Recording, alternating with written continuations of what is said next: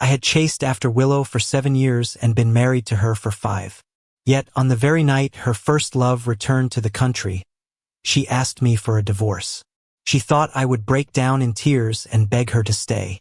But to her utter shock, I simply smiled and signed the divorce papers on the spot, even casually walking away with her 2 most expensive mansions. The very next day, I wiped every trace of myself from our home and moved out without hesitation. Still, she naively believed I was playing hard to get, that I would surely come crawling back within 3 days to beg for reconciliation. What she didn't know was that her first love's ex-wife had secretly harbored feelings for me for many years. Now, finally, we had the chance to reignite what fate once interrupted. As agreed, I'll finish consolidating your assets before handing them back to you. But, are you really sure you want to leave? Staring at the photo of my wife tangled up with another man, my heart had already sunk into an icy abyss. I'm sure. After a brief silence, the person on the other end of the line said, "All right, but don't be too heartbroken. Your wife and my husband hooking up? That's nothing more than a pair of cheating scumbags finding each other. If they can betray us, we might as well team up and piss them off." By evening, I prepared a table full of Willow's favorite dishes, just like I used to. I lit the candles and waited for my wife to come home. I waited from 7 p.m. all the way until 10 p.m. Not a sound came from the door. Outside, it was silent as a grave.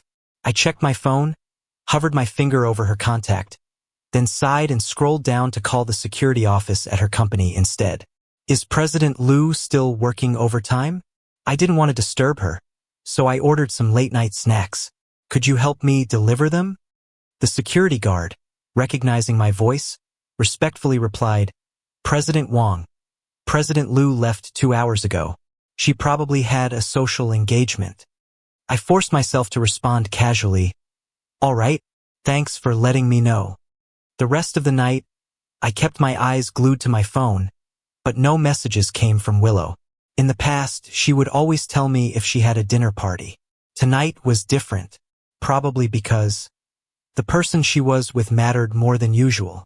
I looked at the now cold table of food, my face blank as I stood up and dumped everything into the trash before heading upstairs to sleep. Willow didn't come home that night. The next morning, I was jolted awake by the sound of a car engine in the yard. I hurried downstairs without even changing out of my pajamas. She was just stepping through the door. I quickly opened the shoe cabinet, pulled out her slippers, and placed them on the floor for her. "Worked through the night?" I asked, noticing the dark circles under her eyes. Willow gave a nonchalant and bent down to change shoes, turning away as naturally as ever. I helped her out of her coat and suggested, "Take a shower and get some good sleep." She was used to my meticulous care. I expected her to head upstairs immediately, but today she stood still, her eyes lingering on my face with a complicated look. Holding her coat, I asked, "What's wrong?" "Nothing," she said after a pause. "I'll tell you later." I had a feeling something big was coming. Smiling, I replied, "All right." Sure enough, half an hour later, Willow placed divorce papers on the table. "I'm sorry. He's back. You can ask for anything you want. I'll try to satisfy it." I knew exactly who he was. Makoto, Willow's childhood sweetheart. They had grown up together. Willow's world had always revolved around him. No matter what he asked for, she would say yes. But their romance only lasted until high school. Makoto had left the country for love, abandoning Willow to years of heartache. Seeing me silently staring down, Willow thought the news had shattered me. She softened her voice and said, "Don't worry. It'll take about a month to get the divorce certificate. Until then, I'll keep coming home to give you time to adjust." I inhaled deeply, cracked my knuckles, and picked up the pen to sign my name on the divorce agreement. Willow noticed the slight tremble in my hand and looked like she almost felt guilty. She bit her lip but said nothing, taking the papers into the study. I watched her retreating back. She hadn't even made it 2 steps before pulling out her phone to text someone, her lips curling into a light, happy smile. I withdrew my gaze and called Anna again. She asked for a divorce. Proceed as planned. Set up a new identity for me. I'm moving to North City. Anna chuckled. Moving that far? If you're going to cut ties, you cut them clean, I replied calmly. If you can't hold on to sand, better to let it slip through your fingers. Hanging up, I felt as if a heavy weight had lifted off my chest. I opened my notepad and set a countdown. 1 month until divorce. In just 1 month, I would finally be free to return to my own path, leaving all of this behind, ready to start a brand new life. Since we had already decided to divorce, there was no way I would continue staying at the company. I had poured a lot of my heart and soul into Lou Corporation as well, so before leaving, I wanted to complete the handover properly. Willow and I left home one after the other and headed straight to the company. I quickly sorted through my tasks, expediting anything that could be dealt with immediately. One document required Willow's personal signature. Keeping it strictly professional, I took the file and went to the executive president's office. Just as I raised my hand to knock, the door was pulled open from the inside. Standing there was a man dressed in an impeccably tailored expensive suit, a cup of coffee in his hand. When he saw me, Makoto raised an eyebrow in surprise before giving me an apologetic smile. "Oh, President Wong, it's you. Look at me. I've been so busy spending time with Willow since I got back. I completely forgot you were working here too. Sorry for not informing you earlier." But even if he hadn't said anything, I already knew. The day Makoto returned, Willow had rented out an entire club to throw him a welcome-back party. She had even arranged for a massive heart-shaped display made entirely of roses at the entrance. Their circle of friends had flooded social media with photos and videos, all filled with envy and admiration. It would have been impossible for me not to find out. It was also in that moment I fully realized, no matter what I did, I could never replace Makoto in Willow's heart. Fortunately, this ridiculous marriage was about to come to an end. I gave a calm smile. "No problem. It's not too late to find out now." "Are you looking for Willow?" Makoto stepped closer to me, his gaze carrying a subtle knowing glint. "She might be a bit occupied right now. If it's something important, you can tell me. I'll pass the message along." The insinuation in his voice was crystal clear, hinting at how close they were and what had just transpired between them. I kept my composure and replied evenly, "It's work-related. If she's busy, I'll come back later." I turned to leave. "Wait!" Makoto suddenly reached out to take the document from me, but somehow stumbled and the coffee cup slipped from his hand, shattering into pieces on the floor, splashing the remaining coffee all over his suit.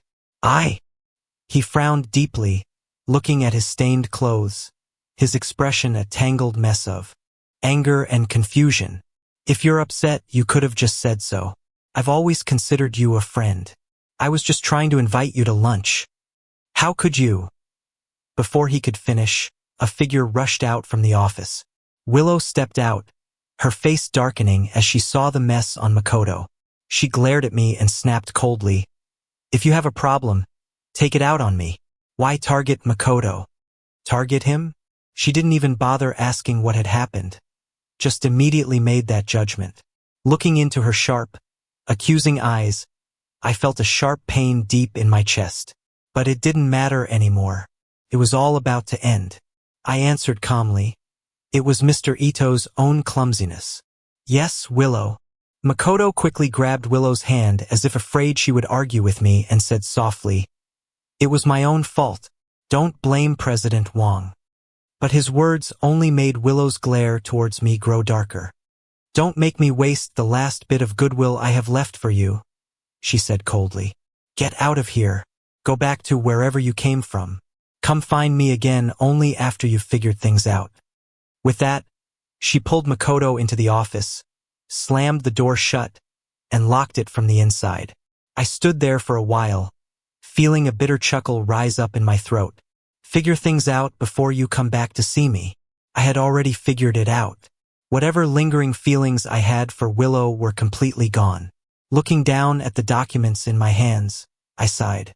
I figured I could only head back to my office for now and come back later. Unexpectedly, not long after, I bumped into Makoto again, this time in the break room.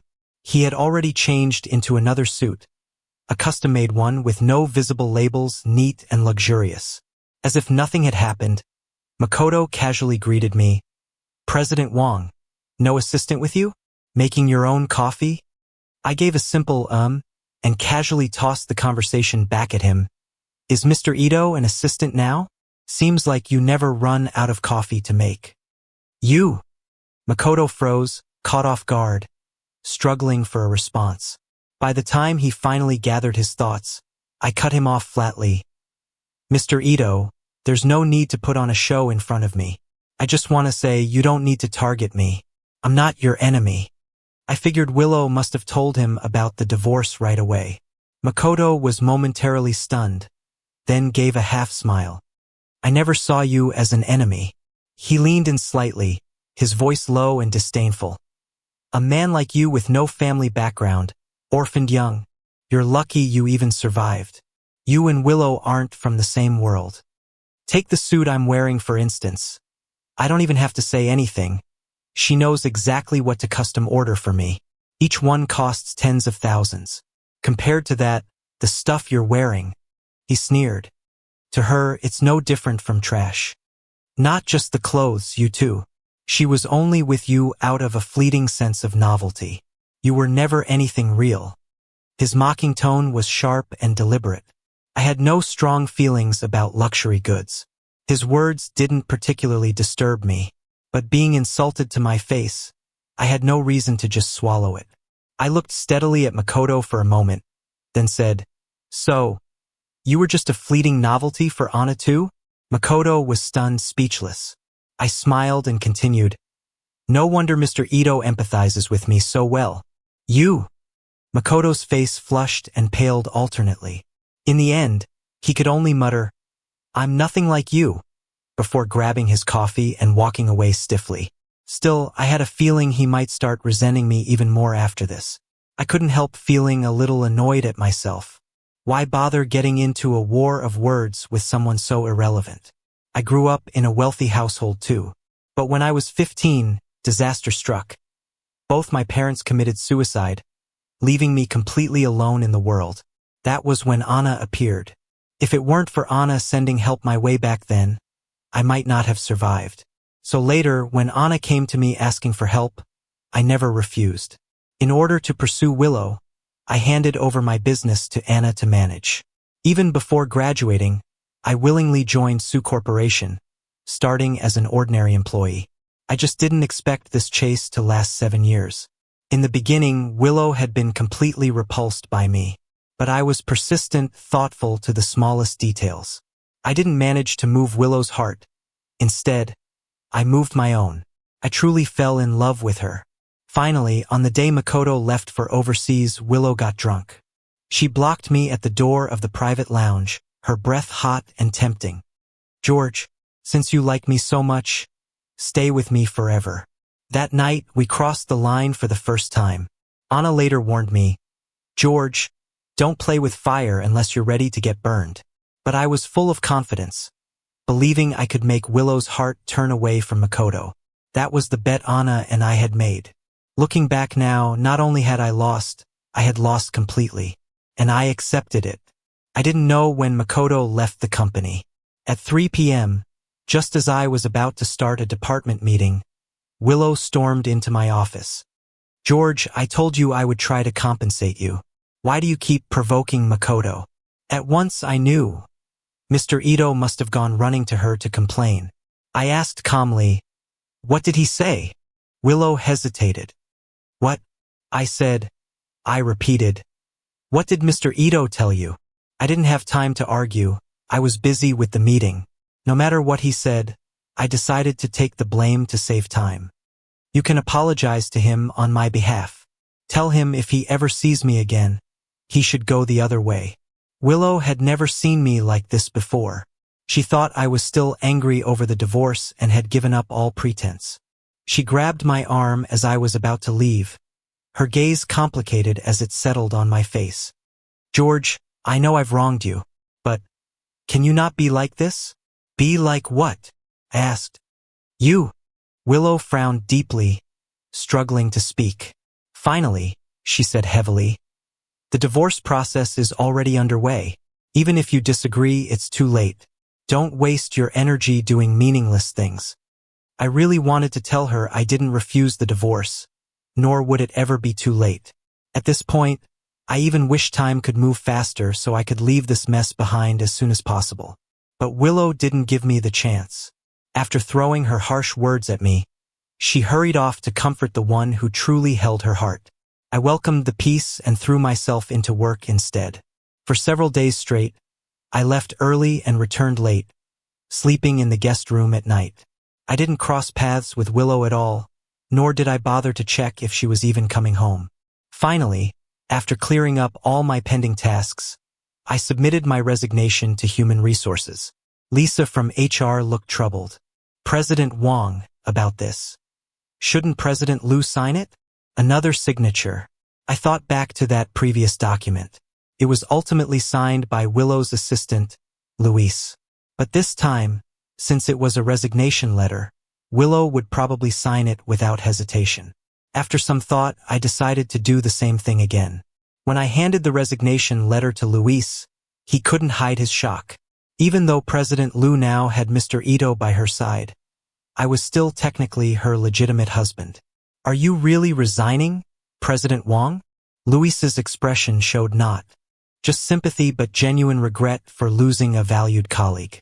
With you gone, President Liu will lose her right-hand man. I shook my head and said, President Liu already knows I'm leaving. Just give it to her. She'll sign it. After the divorce, there was no reason for me to stay. Hearing this, Luis had no choice but to take my resignation letter to Willow. At that moment, Willow was chatting on the phone with Makoto, discussing where to have dinner that night. She glanced at Luis and waved him over to hand her the document. Luis watched as his boss signed her name without the slightest hesitation. She even smiled gently as she said, When the old doesn't leave, the new can't come in. If it's not right, there's no need to force it. Luis thought to himself, it seems President Liu really has made up her mind. Without asking any more questions, he took the signed document and left the office. I wasted no time.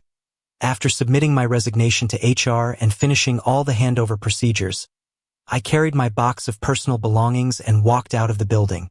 Standing outside, I took several deep breaths, feeling as if I had finally earned my freedom, bidding farewell to those humiliating days for good. Willow knew nothing of all this. She only noticed that the office suddenly felt eerily quiet.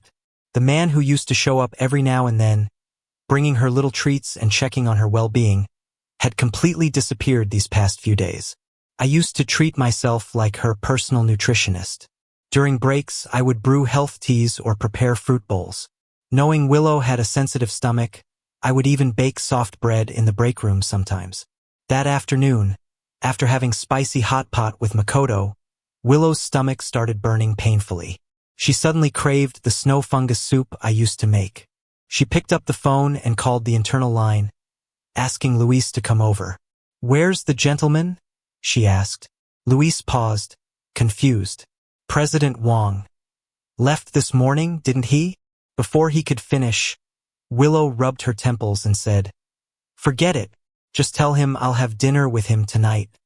She assumed I must be feeling down after she proposed the divorce. And although I was usually very even-tempered, even I had lost control a few times before. Willow thought to herself. She had indeed spent more time with Makoto lately.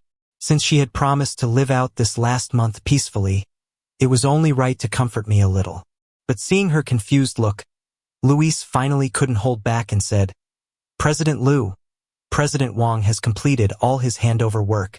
He has officially resigned. Willow abruptly looked up. What did you say? The coldness flashing in her eyes made Luis's heart clench. He braced himself and continued. I gave you his resignation letter yesterday. President Wong said you were aware.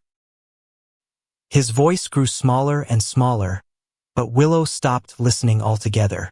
An inexplicable rage surged within her. Grabbing her bag, she stormed out of the office. She sped all the way home, slamming the brakes hard when she arrived at the yard. Closing her eyes, Willow tried to suppress the storm in her heart. She thought about how I used to be, Whenever I was upset, I would say it outright, whether she cared or not, then carry on as usual. But now, he had actually resigned without a word. Did he really think I would go and coax him back? Willow gritted her teeth, pushed open the car door, and stepped inside.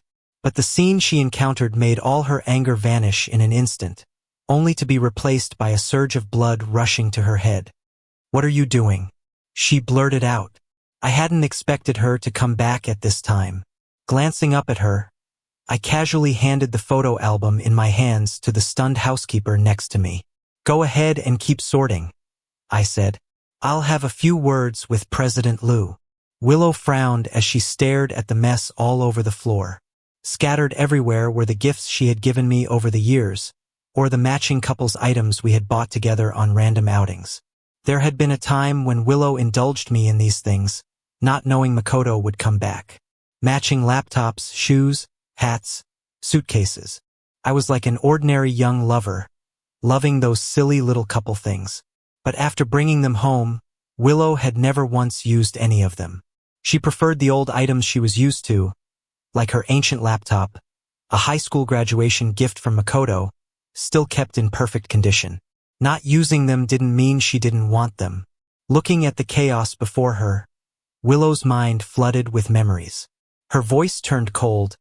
"George, don't you think you owe me an explanation?" "An explanation for what?" I gave a faint smile and said lightly, "I'm just donating the things I don't use. That's all." Pausing for a second, I added with a trace of mockery, "President Liu, don't tell me you're now suddenly reluctant to part with these things, when you never even spared them a glance before." Back then, she couldn't care less.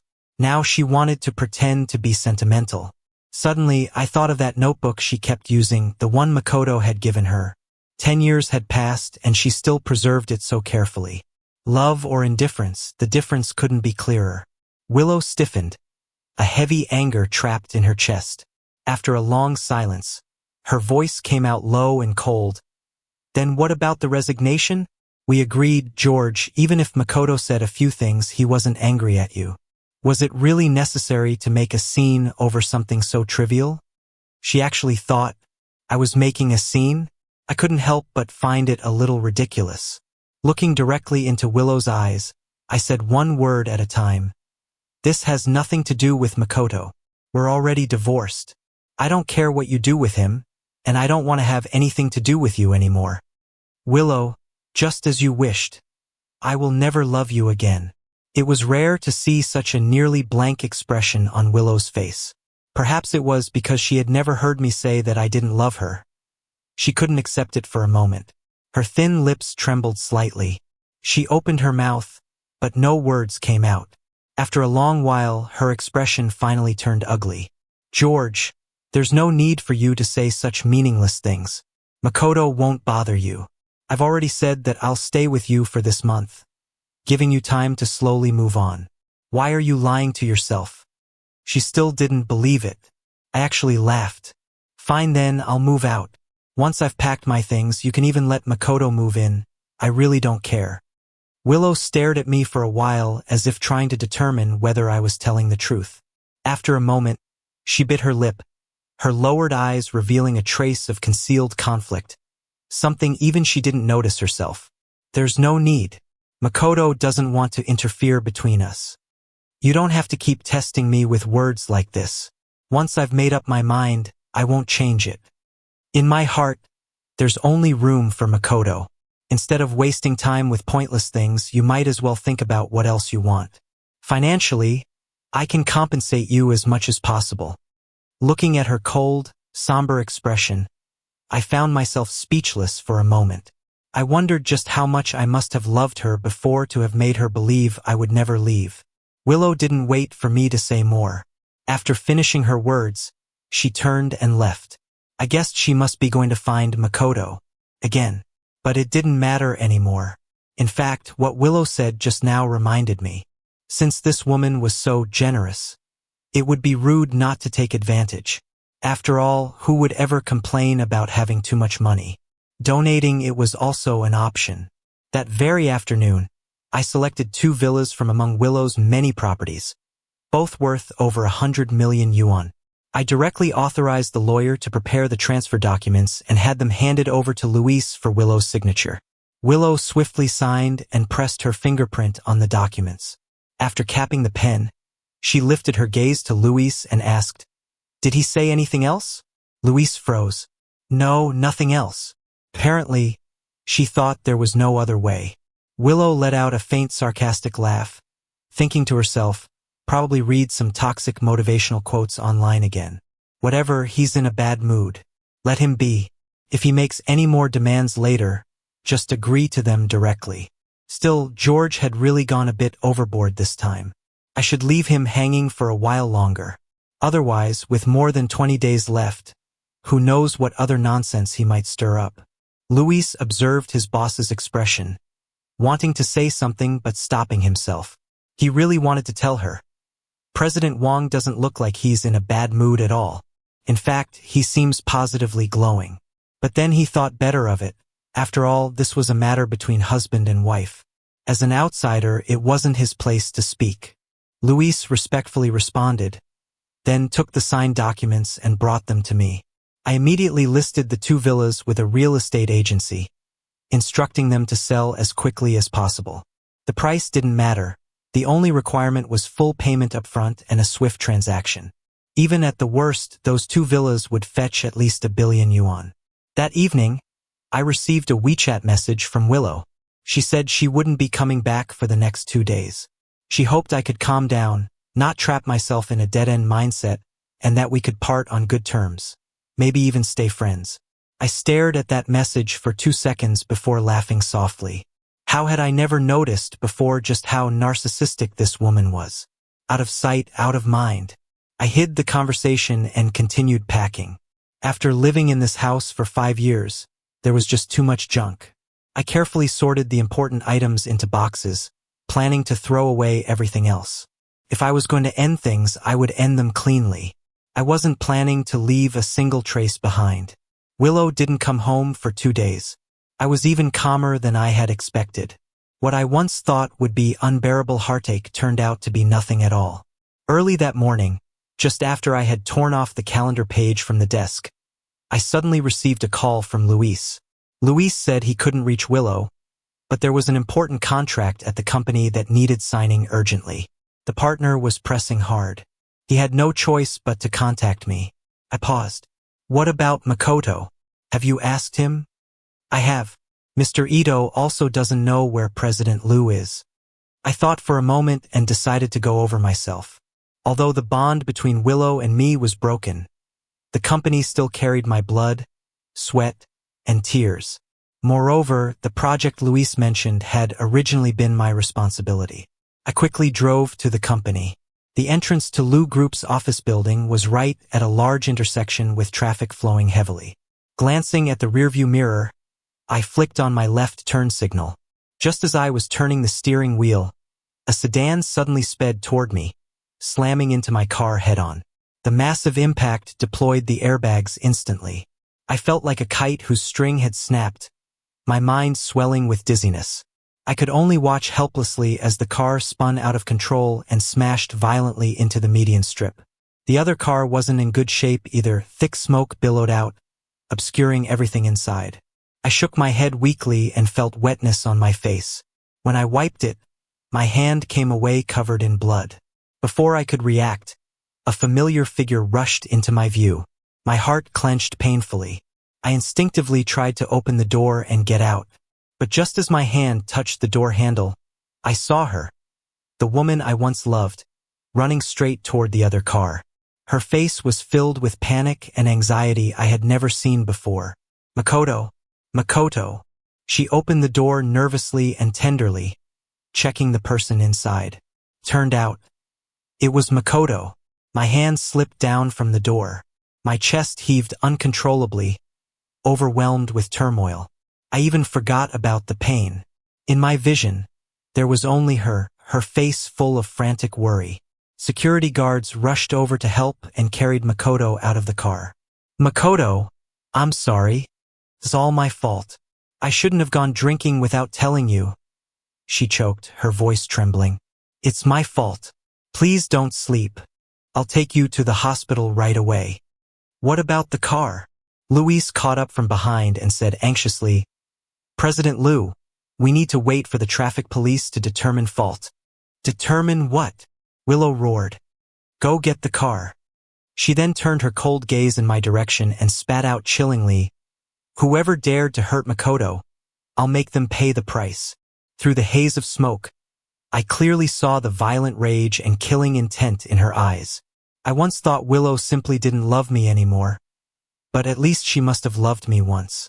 Turns out, there was no love at all. In front of Makoto, she could completely ignore whether I lived or died. A bitter self-deprecating smile tugged at my lips. Finally, the wound on my forehead started to ache intensely, pain spreading from my nerves straight to my heart, suffocating me. After a long while, the people across the street left. At that moment, my phone rang. I struggled to grab it and answer. It was Anna.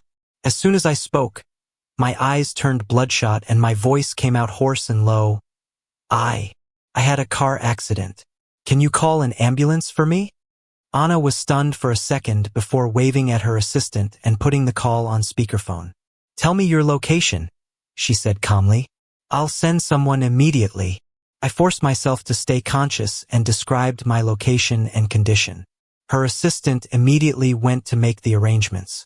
Anna frowned and spoke with a clear, sharp urgency. So, have you finally given up? Leaning weakly against the seat, I surveyed the chaotic scene through half-lidded eyes. Many onlookers were recording videos with their phones. I softly replied, when everything's arranged, I want to leave as soon as possible. Anna paused for a moment before speaking word by word. Now is your chance. I'll make sure you die in this car accident and disappear from Willow's world forever. Willow hurriedly rushed Makoto to the hospital, personally accompanying him through all the examinations. Still worried, she even called in the most authoritative doctors in the hospital, repeatedly emphasizing that nothing could be allowed to go wrong with Makoto's care. After Luis finished the hospitalization procedures, he received a call from the traffic police. He froze slightly, responded briefly, and hurried back to the hospital room. President Liu, about Mr. Wang. Why are you bringing him up now? Willow's brow furrowed tightly. She didn't even give him a chance to continue. I'll be staying here at the hospital these days, to take care of Makoto. Keep a close eye on the company. Don't bother me unless absolutely necessary. As for getting into a car accident, if George can't understand the situation, it's just him being petty. Thinking this, Willow spoke in a heavy voice. Put his matters aside for now. Nothing is more important than Makoto. With her words leaving no room for argument, Luis could only swallow back what he was about to say. It seemed President Liu truly didn't care about Mr. Wang anymore. But still, forget it. Mr. Wang had always treated him decently. He would handle it himself. Willow stayed at the hospital for 3 days. Originally, she intended to have George bring her some clothes, but remembering they hadn't spoken for days, she decided to go home herself instead. When she entered the house, the cleaning lady was busy tidying the living room. For some reason, Willow suddenly felt an eerie emptiness in the home. Her brows knitted. She glanced upstairs and asked, "Where's Sir?" The cleaning lady was a bit confused by the question.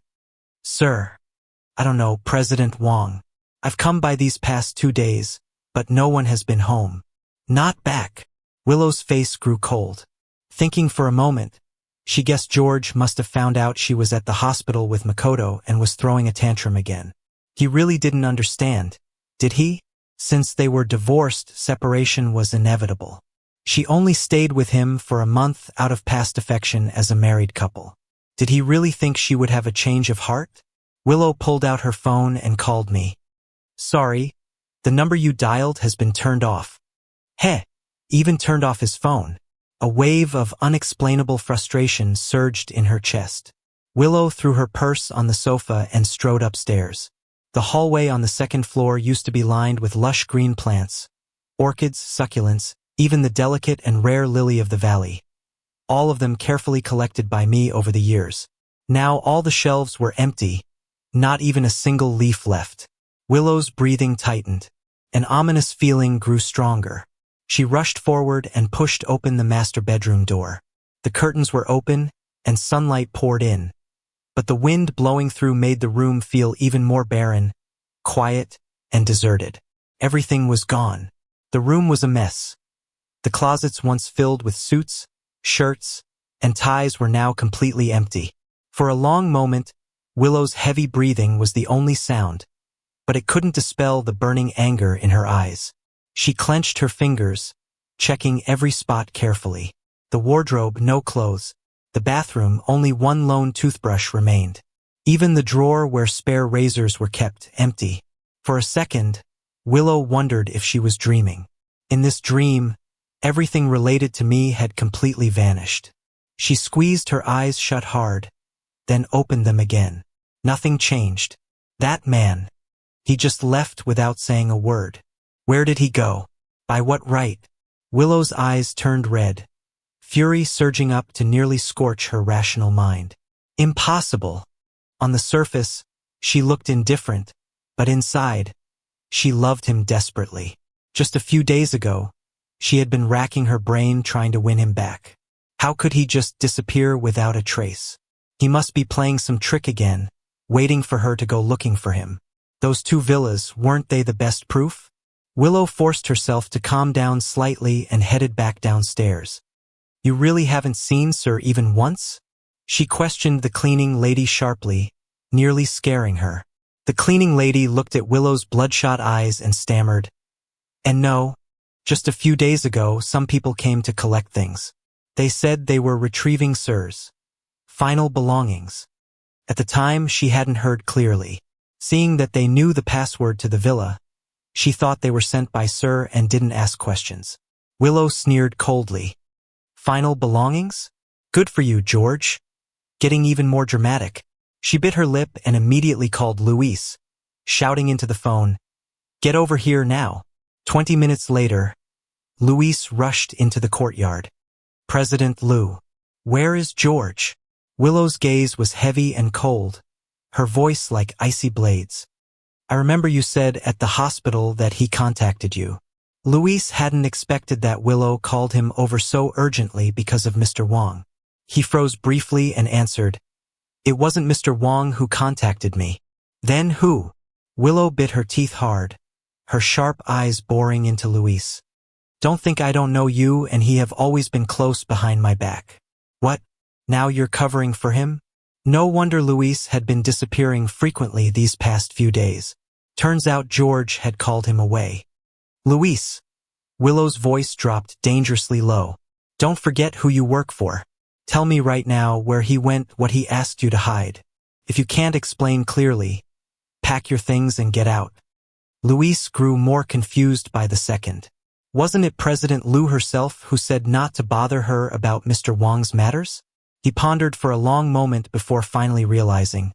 Willow didn't know yet. She didn't know that Mr. Wong had already died.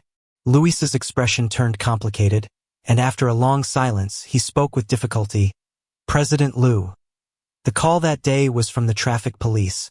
The car that collided with Mr. Ito's belonged to Mr. Wong. Mr. Wong died on the spot." Willow suddenly looked up at him. "What did you say?" The darkness in her eyes was so intense that it made Luis feel a chill. 3 days ago, the project in the Eastern District was rushing to finalize the contract. "I couldn't reach you, so I had no choice but to call Mr. Wong," Luis explained. "I didn't expect Mr. Wong would show up with Mr. Ito, right at the entrance. The accident happened. The smoke was too thick at the time. I didn't even notice the license plate number." He also hadn't realized that while they were anxiously taking Makoto to the hospital, George had been standing not far away, watching. These past few days, Luis had been tormented with guilt. It was the first time he had ever let private matters interfere with work. Willow said nothing, her face covered with a layer of icy frost. No. Impossible. Couldn't have been George. Wasn't he just throwing a tantrum with her? Why would he have gone to the company? Luis found Willow's presence increasingly terrifying and cautiously called out, "President Lou." Mr. Wang's funeral arrangements have already been completed. The report showed he passed away half an hour after the accident. Before he could finish, Willow shoved him hard. "I told you to stop talking," she shouted. "Impossible. George can't be dead." Willow suddenly broke away from him, staggering away in her high heels. Luis watched her stumbling figure, a sudden realization dawning in his heart. But it was already too late. He sighed deeply and muttered to himself, "President Liu, if only you had realized sooner. Mr. Wang's body has already been cremated. You'll never find him again." Willow refused to believe George was dead, yet she didn't know where to find him either. She drove aimlessly for a long time. At a red light, she slammed on the brakes. Her hands gripped the steering wheel so tightly that her palms began to hurt from the pressure. "George, where are you?" She knew George was an orphan who had worked his way up through school, living on odd jobs. He had no family at all. Without her, he had nowhere to go. Willow took a deep breath and picked up her constantly vibrating phone. Luis had sent several messages and photos, George's death certificate and cremation confirmation. "President Liu, if you don't believe me, you can request the surveillance footage from the traffic police. They have the complete video from the accident site as well as Mr. Wang's autopsy report." "Mr. Wang. He really is gone. My condolences." Willow's breathing grew heavy. She angrily threw the phone onto the passenger seat, floored the gas pedal, and sped toward the traffic bureau. Everything was exactly as Luis said: the scene footage, the death confirmation, the cremation procedures. No mistakes. But Willow still refused to believe it. That was George, the man who had loved her for 5 years, who just a few days ago was still desperately trying to get back together with her. How could he just die? How could he?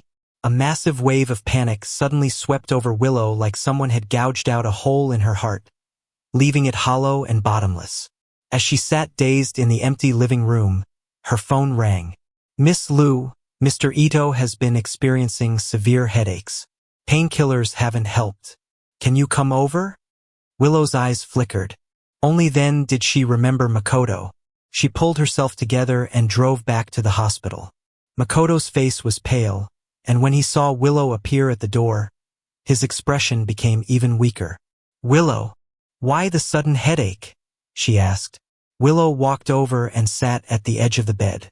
Makoto immediately reached out and clutched her hand tightly. "Maybe it's an after effect. We'll have to wait for the test results to know for sure. Weren't you going home to get a change of clothes? Where are your clothes?" Willow froze. Only then did she remember her original intention. Her brown eyes flickered slightly as she said, "I heard you weren't feeling well, so I rushed back. I forgot." Makoto lowered his head, leaned closer, and sniffed lightly near her ear, murmuring in a low, teasing voice, "You went all the way back home and didn't even bother to shower first, hm?" Normally, Willow would have enjoyed such flirtatious teasing, but today, for some reason, it only made her feel restless and annoyed. She raised her hand and gently pushed him away. "Patience thinning," she said. "If you're not feeling well, just get some sleep, okay?" Makoto's face stiffened slightly, but he quickly wrapped an arm naturally around her shoulders, whispering, "Are you planning to leave again?" Before Willow could respond, a knock came at the door. A man in a suit walked in, speaking in a businesslike tone. "Hello, Miss Liu. I am the attorney who was representing Mr. Wang in his divorce proceedings and the handling of his estate." The lawyer took out a thick stack of documents and placed them in front of Willow. "Miss Liu, these are the assets Mr. Wang left behind before his passing." Willow stared intently at the stack of A4 papers, saying nothing. Instead, it was Makoto who reacted strongly, his eyes wide with shock. "Before his passing, George he..." The lawyer glanced at him and kindly explained, "3 days ago, Mr. Wang passed away in a car accident. Based on his power of attorney, I am authorized to handle all matters regarding his estate. Most of Mr. Wang's assets have been donated to charitable foundations. The remainder is rightfully to be returned to you, Miss Liu. In addition, given Mr. Wang's death, The mandatory divorce cooling-off period has automatically ended. Your marriage is thus legally dissolved. You are now officially single.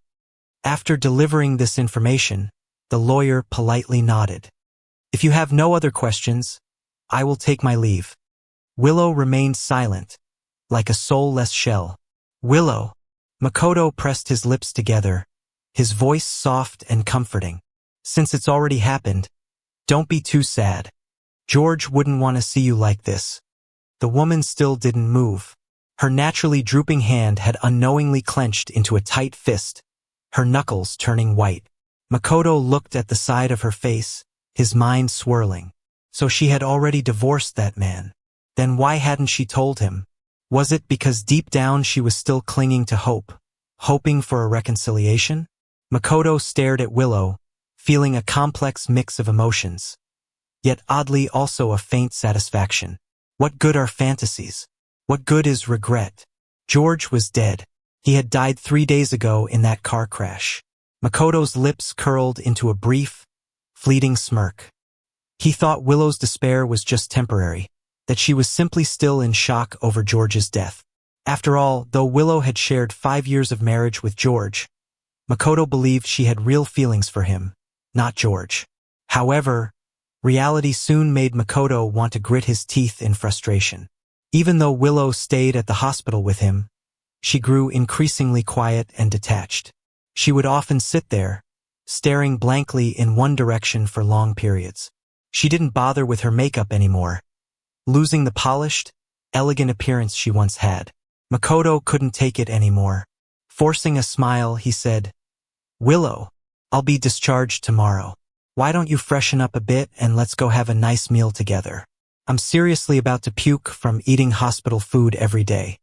The last sentence was meant to sound playful, almost like a joke, but Willow didn't react at all. Her gaze just shifted slightly as she asked, "Freshen up?" Makoto's smile stiffened a little. "Yeah. Take a shower, change into a pretty dress, put on some makeup." He reached out and gently pinched her cheek, trying to keep the atmosphere light. "Look at you. Taking care of me these few days, you've lost all your spark.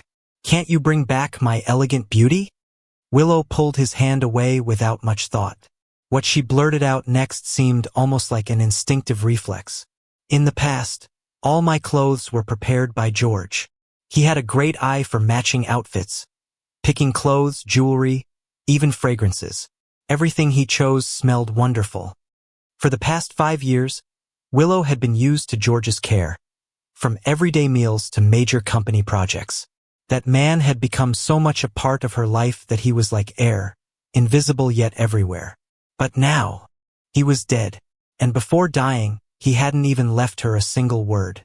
Makoto's face darkened, disbelief flashing across his eyes. "Then what do you mean by that now? George is gone. No matter how much you talk about him, he won't." He grabbed Willow's shoulders tightly, almost as if trying to shake her awake. "You need to live your life, Willow. The person beside you now is me," he said, his voice tense. "So what if George is dead? I'm still here. Or do you want to break up with me? Do you want to die along with him?" Chapter 9. Seeing the man growing more and more agitated, Willow's gaze remained calm and unruffled. She let out a self-deprecating laugh. "Makoto," she said softly, "I'm not thinking about anything. I just need time to sort out my feelings," she continued, her voice barely above a whisper. "That day, if I had just walked a few steps closer, if I had just taken one look, I would have seen George gravely injured. I could have fought for him, bought him more time. He might not have died." Her voice cracked as she added, "We all owe him." After saying this, Willow once again pulled away from Makoto. Her movements were light, almost gentle, but the words she spoke were cruel beyond measure. "Makoto, tomorrow I'll send. Decent person. And also," Sophia's tone sharpened, "I saw the surveillance footage from your company's front entrance. Don't you think it's a little strange?" Willow abruptly looked up. "What do you mean?" "The car accident was suspicious." Sophia frowned slightly, knowing Willow, being caught up in it, had been blind to the truth. She spoke directly, At such a large intersection on a two-way one-lane road, George was driving normally. So why would he crash into another car? Willow's throat tightened, plunging her into a long, heavy silence. Before long, Sophia received a call from her company. Seeing that Willow's emotions had somewhat stabilized, Sophia said, "Endlessly drowning yourself in sorrow won't help. If George were alive, he would only feel his efforts had been wasted. You need to seriously think about what you're going to do next." After Sophia left the cemetery, the silence returned. Willow turned her gaze toward the tombstone. The cloudiness in her eyes had completely faded. "George," she whispered, "can you point me in the right direction?" The wind blew softly, rustling the leaves, but no answer came.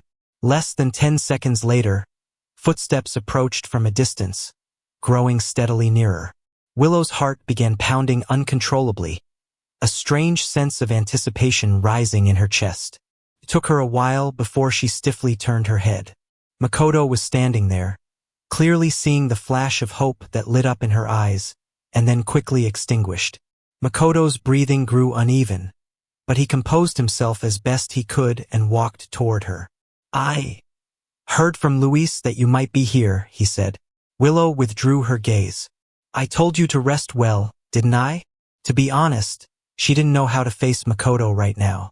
Did she love him? Yes. She had been sure for years that she loved him.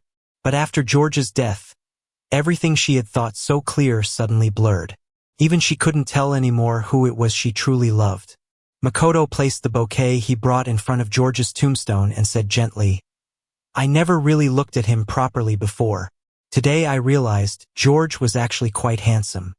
Willow replied instinctively, "He was always good."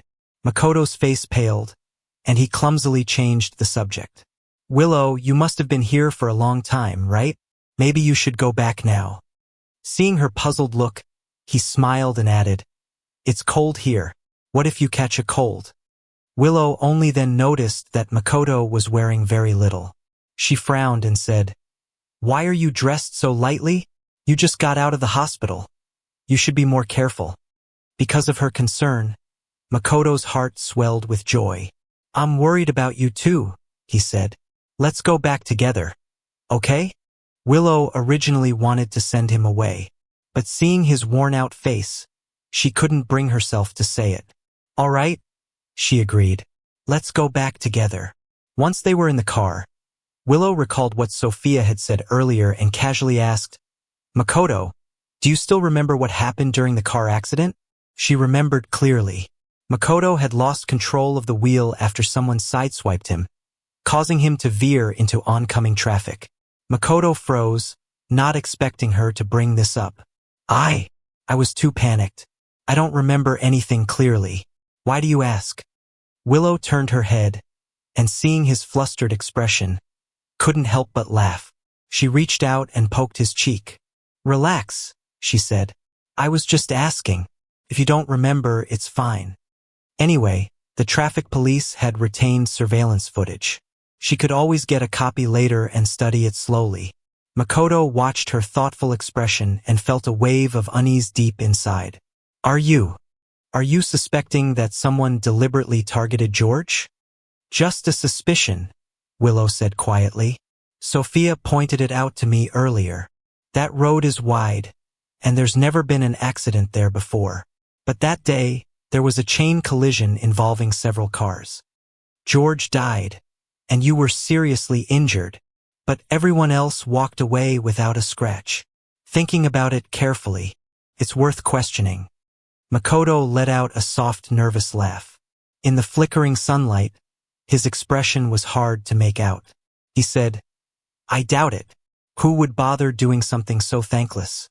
Willow only smiled faintly, not answering.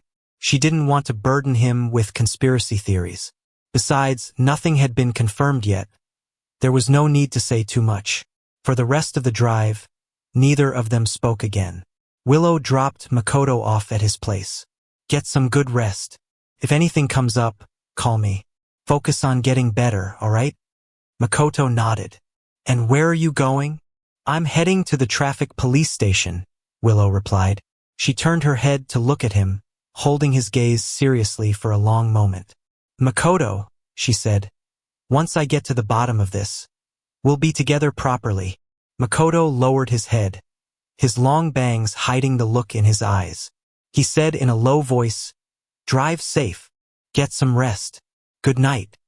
Standing by the roadside, Makoto watched the taillights of her car grow smaller and smaller, his hands hanging by his sides clenched tightly, without even realizing it. "Once it's all cleared up, we'll be together. But if you really do find out the truth, you might never be able to be with me again." Chapter 11.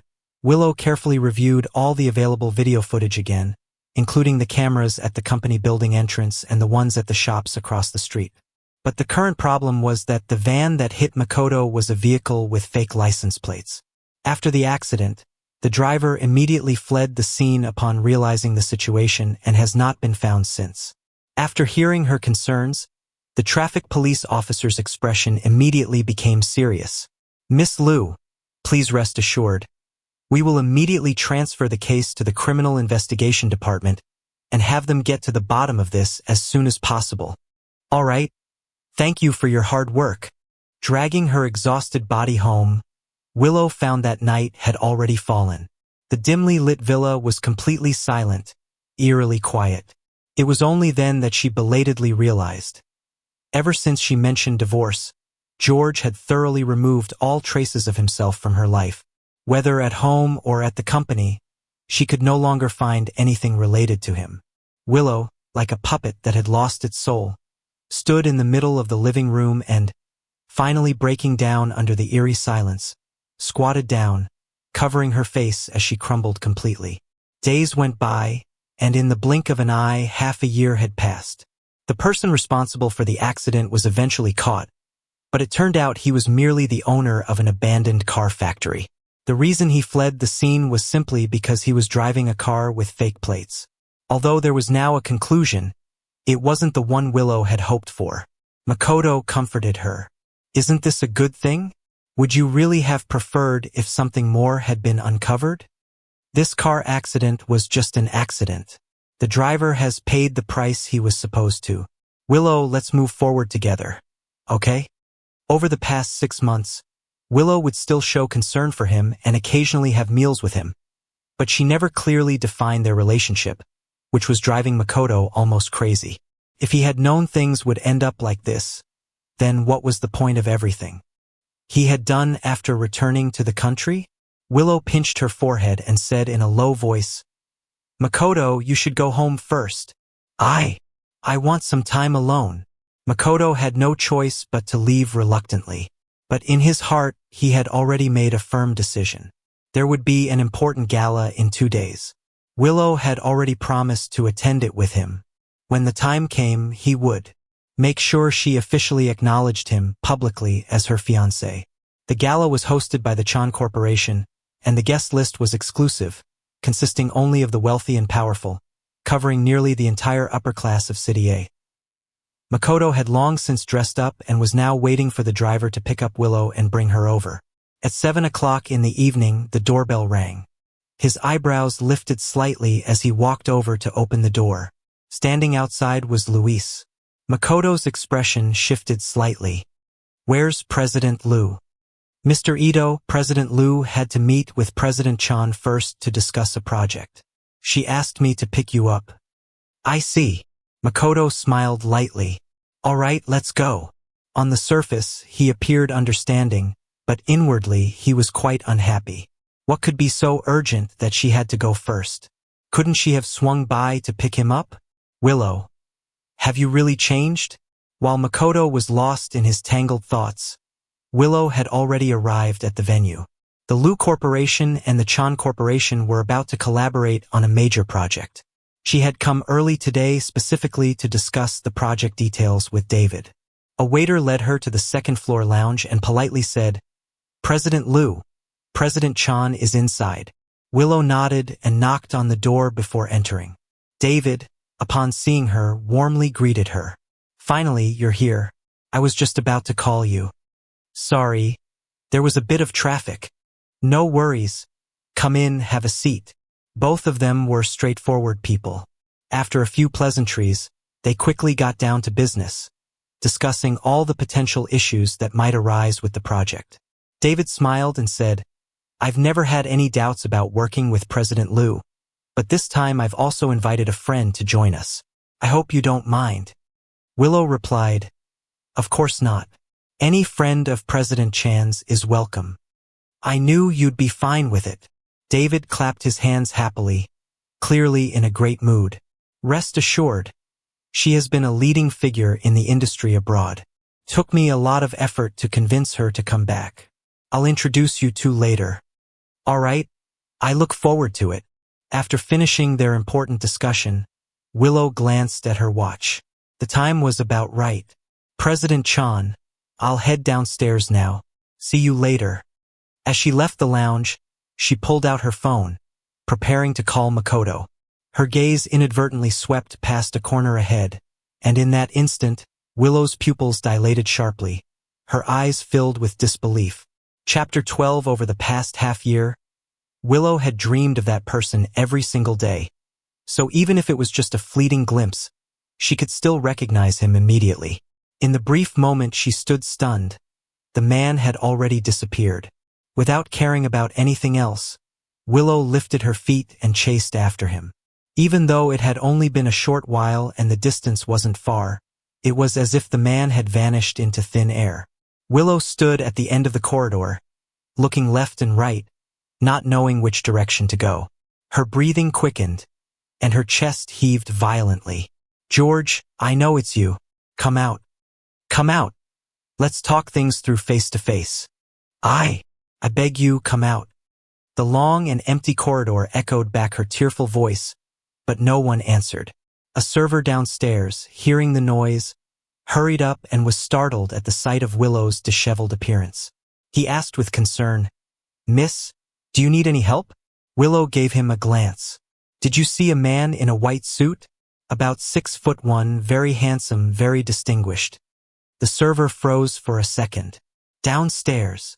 Before he could finish speaking, the woman in front of him disappeared like a gust of wind. The server was even more bewildered. "I was trying to say, there are 2 or 3 gentlemen like that downstairs." At this moment, Willow had completely stopped thinking. There was only one thought in her mind. Find him. Find him. No matter how long he had been hiding, no matter what reason he had for appearing today, she would not let him run away again. The banquet hall downstairs was already filled with people. Greetings and small talk flowed incessantly among the guests. Willow's bloodshot eyes scanned the room in a circle, but she could not find the person she was looking for. Some acquaintances came up to greet her, but she ignored them completely. She didn't know how much time had passed. Just as Willow was about to give up, her gaze suddenly froze on the dessert table. A man dressed in a white tuxedo, tall and lean, his black hair neatly styled, was standing there with his back to her. Even without seeing his face, she inexplicably knew who he was. Her heartbeat quickened. Willow's fingertips trembled slightly. It took a long time before she lifted her foot and walked toward him. "George." The moment she called out the name, the man turned around. "What do you want?" Willow stared at the completely unfamiliar face in front of her and instinctively took a half-step back. How could it be? How could it not be him? Impossible. Her look of disbelief made Oscar feel like he was looking at a lunatic. He secretly rolled his eyes and said impatiently, "Miss, can you straighten your tongue before you speak? If there's nothing else, I'm leaving. My sister's still waiting for me." Willow, still overwhelmed by shock, didn't respond. Oscar unabashedly gave her a once-over, then walked away with his cake. Returning to the VIP lounge, he put down the plate in his hand, flopped onto the sofa, and complained, "Geez, sis, was that really the kind of woman George used to like? She looks like she's missing a few screws." The woman on the sofa was looking at documents on her laptop and had no time to bother with him. "Sis?" Oscar walked over and snatched the laptop out of her hands. "I'm talking to you." The woman's face was breathtakingly beautiful, her features sharp and deep-set, exuding an icy allure. She frowned slightly and said, "Give me back the laptop." Only if you pay attention to me. Anna lazily gave him a glance without speaking. Oscar still felt a little guilty, so he sulkily handed the laptop back, muttering under his breath, "Aren't you even a little curious? I heard George used to really like her. She's good-looking and has a nice voice, but in my opinion, that woman's just an airhead. She's not even worth one of your hairs." He rambled on, and it wasn't until this point that Anna lazily responded, "So she's not even a real opponent. I've never taken that kind of person seriously." "So cocky." Oscar pouted and sat down beside her. Suddenly he grinned and leaned closer. "But sis, do George and I really look that much alike? I just passed by casually and scared Lou stiff." Anna hummed in agreement. "It's best you don't mention this to George. Be careful, he might beat you up." Oscar and George were about the same height and build. As long as Oscar slightly mimicked George's demeanor, his back view could easily be mistaken for George's. "So boring." Oscar propped up his chin and sighed. "I thought there'd be some exciting drama of getting back at a cheating ex. But George is just too kind-hearted. He'd never do something like that." Anna smiled faintly. Her stunning face became even more breathtaking with that smile. "He's not kind," she said. "Then what is he?" "Lazy," Anna replied. Oscar blinked in confusion, then pouted. "You understand George better than anyone. But how come after all this time you still haven't won him over?" Anna's face stiffened. She casually grabbed a throw pillow and hurled it at him. "You little brat. You just had to bring that up, huh?" Oscar finally managed to score a small win and laughed so hard he could barely stand. Downstairs, Willow snapped back to her senses and wanted to chase after him to ask for more information. She had just taken a step forward when Makoto, who had just arrived, grabbed her arm. "Willow, I called you several times just now. Why didn't you hear me?" Seeing the displeasure on his face, Willow felt a little guilty. "Sorry, Makoto. Just now. I saw someone I knew and wanted to go over and say hello." What kind of acquaintance could pull her attention away like that? Makoto was suspicious inside but maintained a considerate expression. "Let's go together then. Just now, President Lee was also asking where you were. We can meet him together." Willow frowned slightly, but thinking about how she hadn't spent much time with Makoto lately, she felt a little bad. She suppressed her previous thoughts for now. "All right, let's go." After making the rounds and greeting everyone, Makoto's face was practically blooming with smiles. In the world of the wealthy and elite, no one was better at saying pleasant things and guessing about each other's partners. And his identity was an open secret. Mr. Ito and President Liu really are a perfect match. Are wedding bells on the horizon? When the time comes, don't forget to send us an invitation. Such comments flowed endlessly, and Willow never once denied them. Makoto was secretly delighted.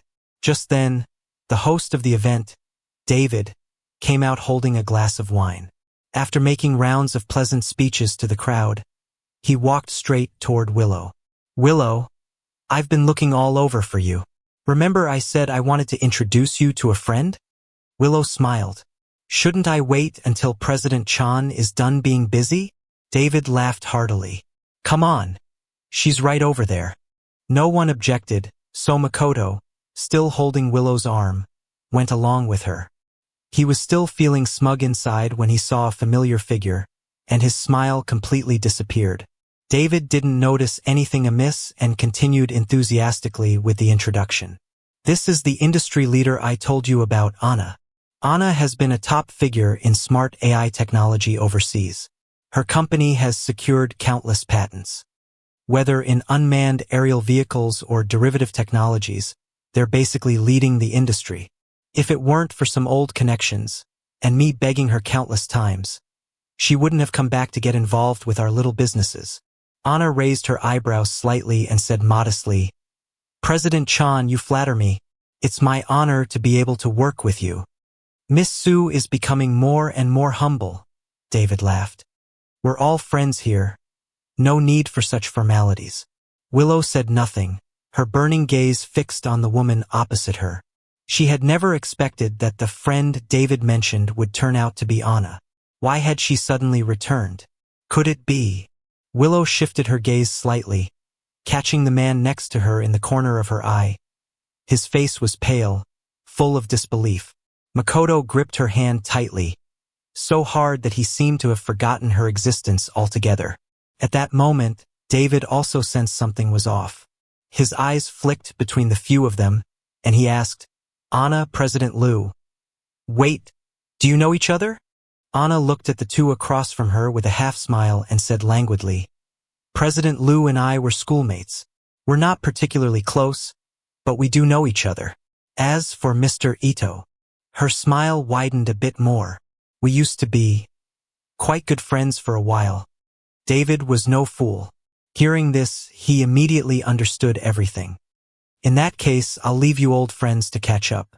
He chuckled, waved for a waiter to bring drinks over, and said, "I have to go greet some more guests. We'll talk business later." Once David left, a strange and heavy silence filled the lounge. Makoto even felt like the air had grown thinner.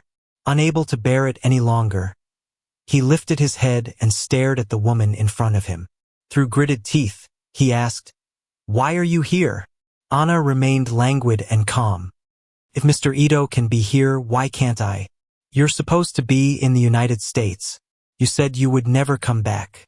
Why didn't you just stay there? Why are you showing up in front of me now?"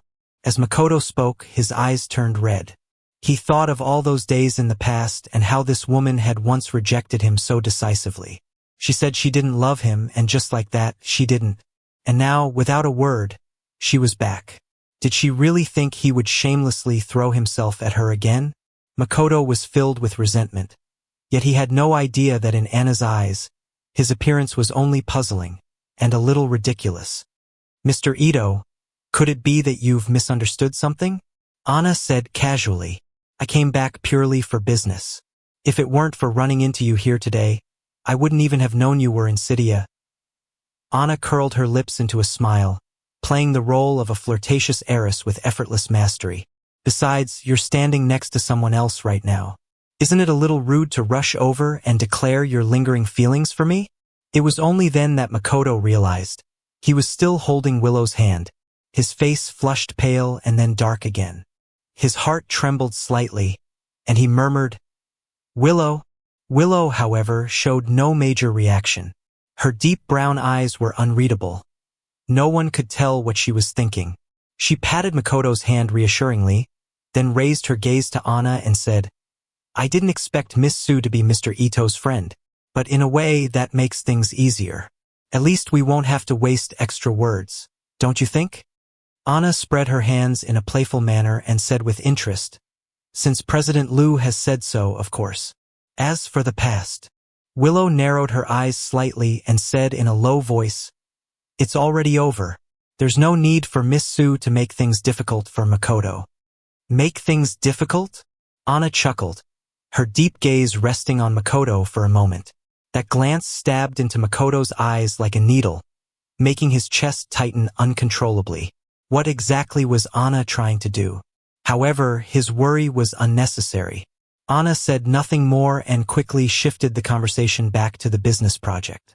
Once they switched into professional mode, the two women conversed smoothly and expertly. Makoto sat on the side, feeling as if he were sitting on pins and needles, watching these two of the most important women in his life. After about 10 minutes, when they had almost finished discussing work matters and Willow was preparing to leave with Makoto, the door to the lounge suddenly swung open from the outside. A man dressed in a white tuxedo stepped in, holding a glass of champagne. His casual, slightly impatient expression carried a sense of disdain. "Sis, are you done yet? This party is so boring. I'm dying. George has already come to pick us up. Can we go home now?" As soon as he finished speaking, he noticed there were two unfamiliar people in the room. Willow and Makoto were both staring at him. It was him. Willow thought of the back figure she had seen earlier, and her breathing faltered slightly. Makoto, on the other hand, felt a wave of relief wash over him. He had always known that Anna had a spoiled younger brother, bad-tempered and stubborn. Since he was here to fetch Anna, she would definitely leave. Finally, this hellish scene could come to an end. Anna stepped forward slightly, just enough to block Willow's view. She wore a polite but distant smile and said, "President Liu, let's leave it at that for today. We'll excuse ourselves now. Next time, we'll invite President Chan to discuss things in more detail." Anna and Oscar left after a short farewell. Willow suddenly snapped out of her daze. She shook Makoto's hand off and chased after them. "Wait! What had that man just said?" "George," he said. "George." At that moment, Willow's mind was consumed by only one thought. But by the time she sprinted to the entrance, all she saw was the endless stream of cars on the road. The Sue siblings were nowhere to be seen. Willow tilted her head up, struggling to catch her breath. She stood by the roadside for a long time, overwhelmed by a flood of emotions. Was she going crazy? Why? Why did it still feel like he was alive? Willow gave a bitter laugh and turned back in defeat. At that very moment, in a passing car behind her, George's smiling face could clearly be seen. "I was driving while listening to Oscar talk about the amusing things that happened at the banquet. I'm telling you, those people are just too boring. Flattering back and forth, all just to climb the social ladder. But the desserts were really good. Oh no, I even meant to bring you a little cake. But I forgot." Although Oscar had grown up as a rich kid, he was, at heart, a complete foodie. The light ahead turned red. I stepped on the brakes and turned to glance at him, smiling as I said, "I already had dinner. If you like, next time we can go get something to eat, just the two of us." Oscar nodded eagerly and blurted out, "George, you're too good. I saw that toad today. She's not even worthy of carrying your shoes." The words had barely fallen when the car fell silent. Oscar realized he had said the wrong thing and slapped his mouth shut. The smile on my face faded. When the light turned green, I turned back and continued driving. Anna, frowning, shot her brother a glance, just about to speak when the man in the driver's seat said lightly, "It's not about who is worthy or not. Everything that happened was the price I paid for my own seriousness. That's why now I don't love Willow anymore, and I have no regrets." Oscar quickly chimed in, Yes, George, you're the best." I chuckled and said, "You don't have to be so cautious. Since I decided to come back, running into Willow sooner or later was inevitable. It's really not that big of a deal." Oscar and Anna exchanged a glance, then tacitly looked away. I had indeed long since prepared myself to meet Willow again, but I hadn't expected that day would come so soon. Over the weekend, after finishing all her work, Anna invited me to see the latest movie release. A Hong Kong thriller, good reviews. You'll probably like it. I had just finished jogging and was still sweaty all over. "Let me go upstairs and take a quick shower. Wait for me a bit." Anna hummed in acknowledgement and stretched out her hand. Naturally, I handed her the towel and took a step away, asking, "Where's Oscar? Isn't he coming with us?" Anna's eyes flickered slightly. "He made plans to watch a soccer game with some friends. Oscar had spent most of his time abroad. How could he have any real friends here?" I lifted the corners of my mouth but didn't expose her lie. "I'll be quick. 15 minutes. The man's tall, handsome figure disappeared around the corner. Anna looked down at the towel in her hands and smiled dazzlingly. She had never been in a hurry. Letting him slowly get used to her seemed like a good idea. I came downstairs on time.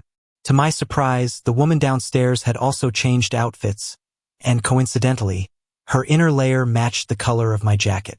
Raising an eyebrow, I joked as I walked over, "Did you do this on purpose?" Emicham. Anna didn't know what I would wear, but she still raised her eyebrows and said, "It's the basic etiquette of a pursuer. Don't expose my little tricks." I sighed inwardly, just with Anna's looks. Even if she said the moon came out during the day, every man would probably nod in agreement. No wonder Makoto had been so obsessed with her back then. Anna had booked a nearby movie theater. By evening, the shopping mall was packed. She checked the time and asked softly, "After the movie, shall we grab a late-night snack? Are you hungry?" I smiled helplessly. "Miss Sue, we had dinner just 2 hours ago." "Oh, Anna put on a feigned look of sudden realization. She leaned in a little closer. Then, "Dear Mr. Wong, may I offer you a cup of milk tea, a slice of cake, or a bucket of popcorn?" Her exaggerated words, coming from her, carried a playful and mesmerizing tone. The corners of my mouth lifted uncontrollably. Playing along, I said, "No thank you, Mississippi. Of course, if you want something, I'd be happy to buy it for you." "Wow, Mr. Wong, you're not only handsome but also so gentle and gentlemanly. Thank you so much for your care." "All right, enough," I said, laughing, unable to keep up the act any longer, and playfully patted her. Anna's smiling eyes lingered on me for 2 seconds before she lazily stepped back. My view finally cleared up again, but just as I was about to relax my smile, I looked up and saw Willow and Makoto. Their faces were full of gloom and shock. "Willow, Makoto. Long time no see." Anna noticed the change in my expression and asked with concern, "What's wrong?" Following my gaze, she too saw the two people. She let out a soft laugh, casually resting one hand on mine, looking natural and fitting. "President Liu, Mr. Ito, what a coincidence." Willow ignored her completely. Her bloodshot eyes locked onto me. Inside, a storm was raging. It was him. It was really him. He was alive. At that moment, Willow felt as if the heart that had been dead for over half a year finally came back to life, beating fiercely. She swallowed hard, then took a big step toward me, grabbing my hand and dragging me aside. Anna's eyes flashed coldly. She had just started to move when the man's calm voice came. "I'll talk to her. Wait for me here." She lifted her hand slightly, then put it down again, maintaining her composed, regal demeanor. Makoto was left standing there, his face alternating between pale and flushed, not knowing how to react. He really didn't want to face Anna alone. At least not now. He had seen everything, the interaction between Anna and that man. Back when Makoto had pursued Anna for so long, she had always treated him casually, indifferently, never once making an effort to please him. But today, why was she willing to flirt, to try to make a man laugh? Why did it have to be George? Makoto had no choice but to admit he was insanely jealous. Anna caught all the changes in his expression and crossed her arms, smiling faintly. "Is Mr. Ito worried about President Liu? Don't worry. Our George wouldn't be interested in her." "Your George?" Makoto's fingernails dug sharply into his palm. "You and George are together?" Anna's brow moved slightly, but she didn't answer. "Anna, how could you?" Makoto hated her indifferent attitude with all his being, but there was nothing he could do about it. He took a deep breath, forcing himself not to think about the past. "If you and George are together, why didn't you stay with him in America? Why did you come back?" Anna stared at the face in front of her. She realized she had never really looked at him properly before, and now she found him truly ugly. She narrowed her eyes slightly. Her voice was emotionless. "What, Mr. Ito? Are you afraid of us coming back?" Makoto's heart skipped a beat. "What do you mean?" "Nothing much." Anna didn't want to say more. She simply said, "Since we're back, naturally, we have things to do. It has nothing to do with Mr. Ito." Seeing that she had lowered her head and started looking at her phone, Makoto's unease grew stronger and stronger. It would be bad enough with just Anna. But George, he wasn't dead. He was back. What exactly were they planning? On the other side, Willow was asking me the same thing. The deserted corridor was quiet. The only sound was the woman's hoarse voice. I looked at her reddened eyes and felt absolutely nothing inside. "It has nothing to do with you." "How could it have nothing to do with me? We were husband and wife." Willow felt that the man standing before her now was completely unfamiliar, like someone she was meeting for the first time. The feeling gave her a deep sense of helplessness, as if all her emotions were falling into a void. "If you weren't dead, why didn't you contact me? Do you know how long I looked for you? George, you weren't like this before. In the past, no matter what I did, I would always inform her in advance. But she had rarely cared. You said it yourself, that was before." I said coldly, "Willow, we are no longer husband and wife. Whether I live or die, whatever I choose to do, it has nothing to do with you. Willow's lips trembled for a long time before she managed to speak. No, we didn't divorce. But I died. Without me, naturally, there is no marriage. I found it almost laughable. You used to dream about growing old with Makoto, didn't you? Now your dream has come true. Care about what happens to me. Oh no, Willow, you're not really worried about me. You're only concerned about yourself. You just don't want to feel guilty. Now that you know I'm alive, you don't need to feel guilty anymore. Go live your life. Stop focusing on me. After saying all this, I turned to leave. Willow grabbed my hand. George. I didn't move, only glanced at her coldly. It was that look. It actually made Willow afraid. Subconsciously, she let go. She lowered her voice and said, "If there's anything you want, I can give it to you. Consider it. Compensation for everything between us." In truth, Willow had already given me plenty back then. But because I had been eager to leave and faked my death, most of the assets were donated to charity. Still, since she had offered, I looked into her eyes and said softly, "I want to find the person who tried to kill me. Are you willing to help me?" Willow was stunned. She hadn't expected me to bring up that matter so suddenly. I suspected it back then too. She began trailing off. But after extensive investigation from various parties, nothing unusual was found. Plus, the culprit behind the accident was sentenced. George, that car accident really was just an accident. Wanting to reopen the investigation now would just be a waste of effort. Even though I had gone abroad, Anna had always been helping me keep an eye on things in China. That's why I knew Willow had looked into the car accident. Truly surprised me, but only just surprised me, nothing more. Seeing that I remained silent, Willow grew a little anxious. Let the past be the past. Let's start over, okay? What she actually wanted to say was let's start over together. But looking at the unchanged expression on my face, the words stuck in her throat, unable to come out. I had no idea she had so many little hidden thoughts. I said expressionlessly, "I know the culprit was sentenced. I also know he behaved well in prison and his original 1-year sentence has already been reduced to 7 months. In other words, he's about to be released. Otherwise, I wouldn't have chosen to come back at this time." Willow frowned tightly. "You still suspect him?" "Of course not." I chuckled softly, but didn't explain further. Instead, I said in a cold voice, "Willow, even though I no longer have feelings for you, I don't hate you either. I will definitely continue the investigation. If you're willing to help, that's good. If not, that's fine too. We'll go our separate ways and owe each other nothing." Owe each other nothing.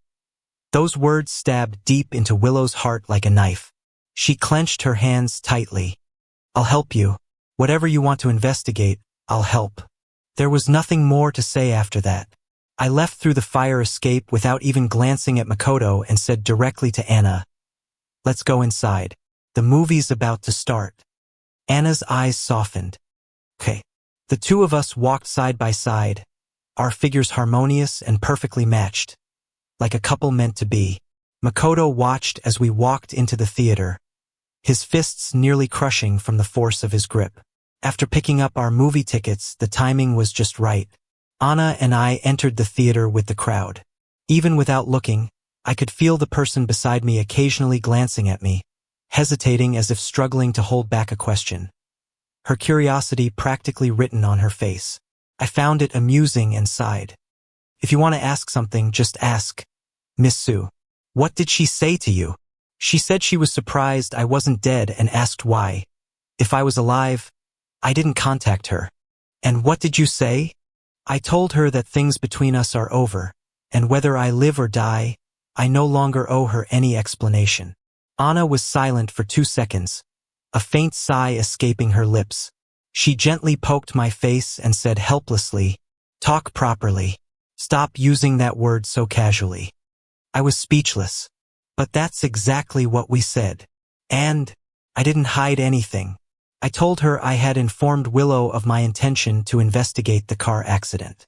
Anna frowned, clearly uneasy. "Aren't you afraid she'll tell Makoto?"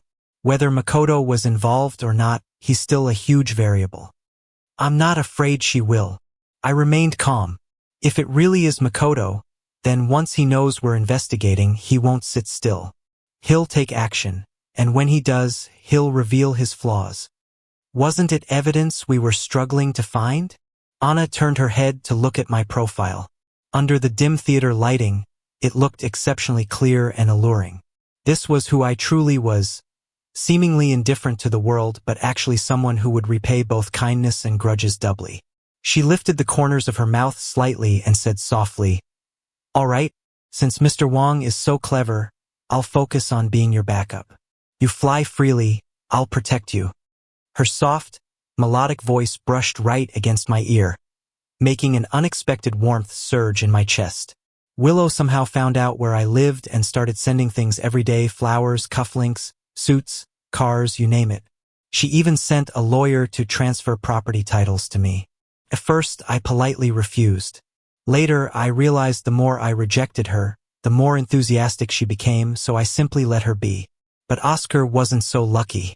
Since George wasn't working for now but still stuck to his daily workouts and outings, the only idle person left was Oscar. He felt like he had become a glorified deliverman. That day, Anna had just returned home when she saw Oscar coming in, arms full of bouquets of freesias. He threw them onto the floor casually. "Sis, can't you do something? Did you see that? That Lou woman is way too brazen. She's chasing your future husband right to your doorstep, and you're still this chill about it? Really don't care at all?" He was truly about to lose his mind. At first, he thought it was kinda cute, women sending flowers to men. But day after day, who could stand it? Anna frowned but didn't bother responding to his taunts or complaints. She simply asked, "Where is he?" "George." Oscar flopped onto the sofa, exhausted. "Upstairs. Just finished his workout, probably taking a shower." Anna's brows twitched slightly, and she headed upstairs. My room was at the far south end.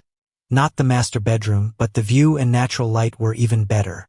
Anna knocked lightly on the door. It wasn't locked, so she pushed it open. The sound of running water came from the bathroom. I was indeed taking a shower. She stood in the middle of the room for a moment, hesitating whether to leave or stay.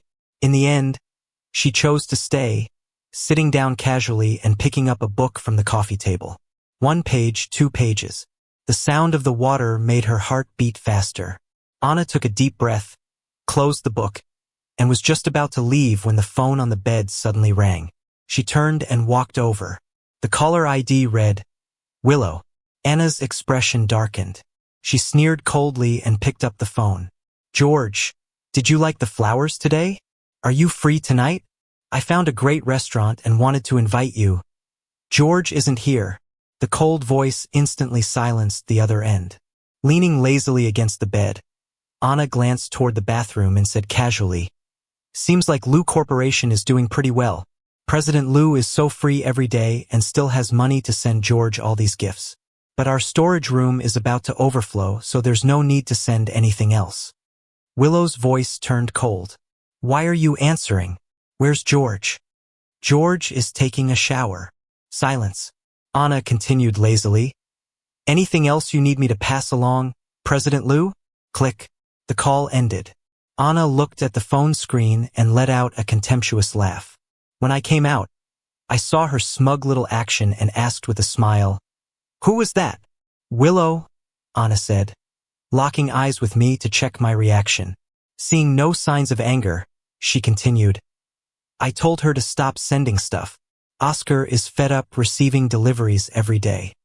I replied casually, drying my hair. "Oh."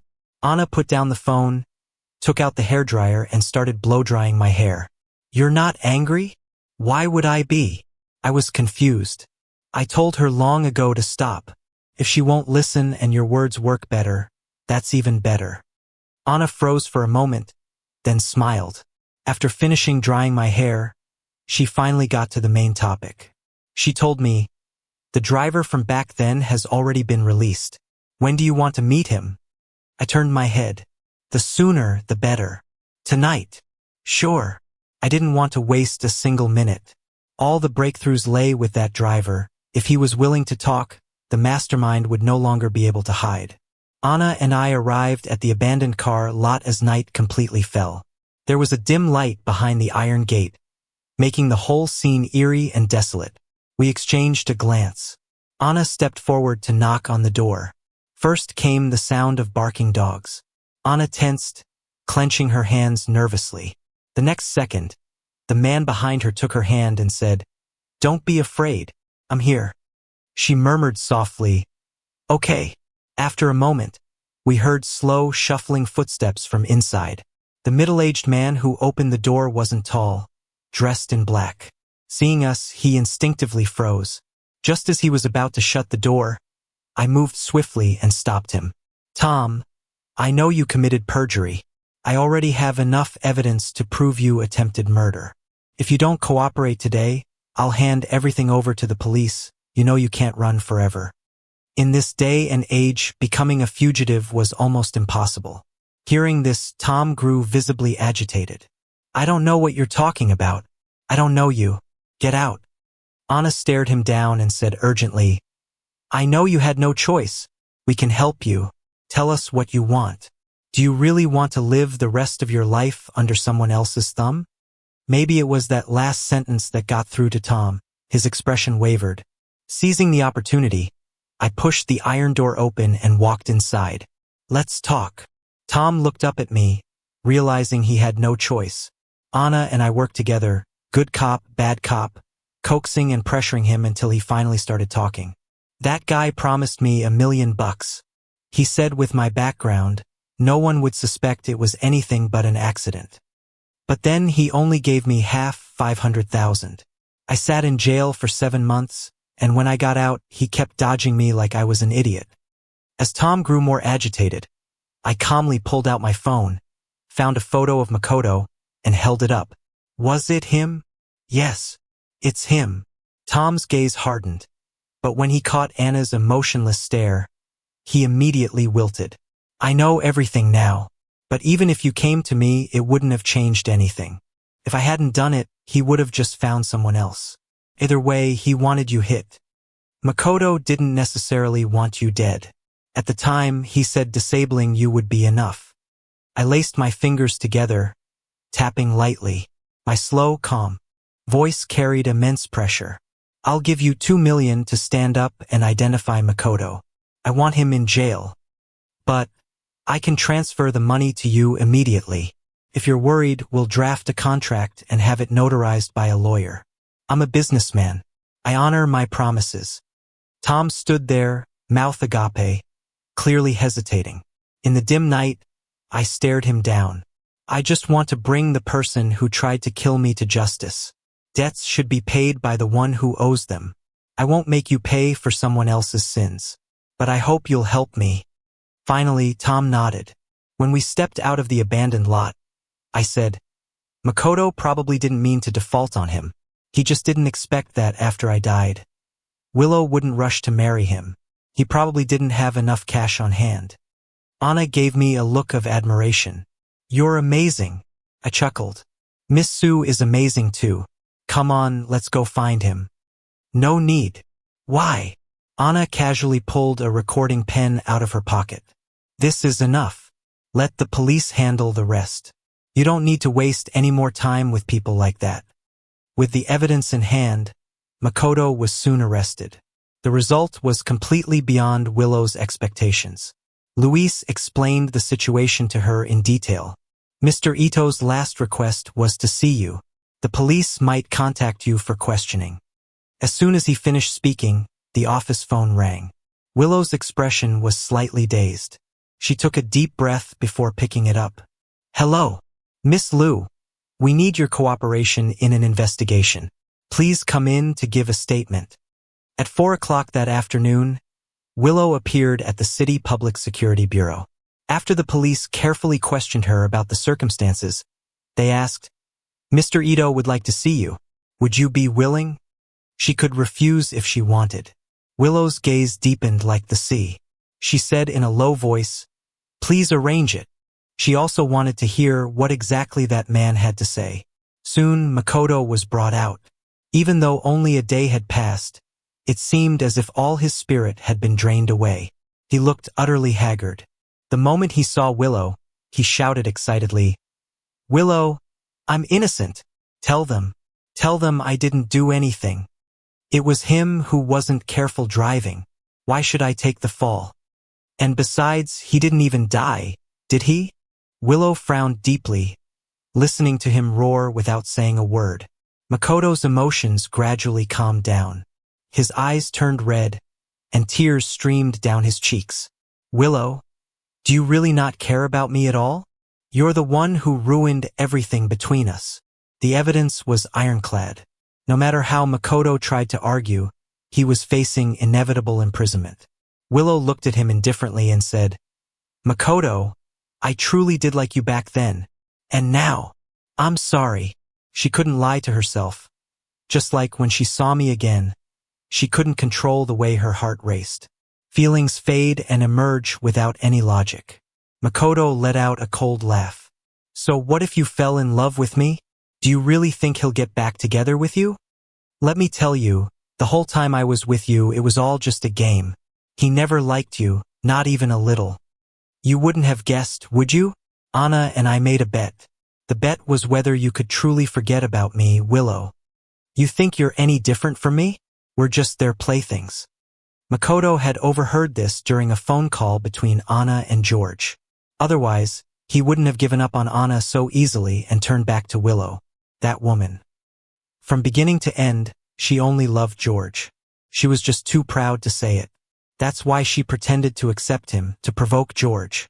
But who would have thought George would never take the bait and even agreed to go after Willow? Everything that had happened since then had been a complete joke. Willow didn't even know how she walked out of the detention center. Outside, the sun was shining brightly, but she felt no warmth at all. So, it was all just a lie. She thought of everything that had happened over the past 5 years. The more she thought, the stronger her self-mocking smile became. Well then, she would treat it as her retribution, as the consequence of not cherishing what she had lost. I didn't know any of this. After finishing my statement at the police station and returning to the villa, I found that Oscar had completely redecorated the place. It looked like he was setting up for a villa party. Oscar had originally wanted to invite some friends but worried I might not like it, so he waited until I came back to ask for my opinion. Of course, I had no objections. "You guys can play however you want." "Really?" Oscar's eyes lit up. "I'll call everyone right now." He dashed upstairs. At the same time, Anna walked out of the study. Our eyes met across the living room and we both smiled. "All done." "Yeah, it's finished." It had been a long time since I felt this relaxed. After a moment of thought, I said, "Next, whether we return to the U.S. or stay here, I'll follow your lead." After all, I was now working in Anna's company, and Anna was my direct superior. But she didn't immediately answer. Instead, she slowly walked toward me. "So suddenly talking about work?" "Yeah. And what if I don't want to talk about work?" Anna's fox-like eyes gazed at me, brimming with indescribable tenderness. She said, enunciating each word clearly, "George, I don't want to talk about work. I want to talk about love. Do you?" I was stunned for a moment. Then a faint smile bloomed at the corners of my lips. "In that case, Miss Sue, keep trying."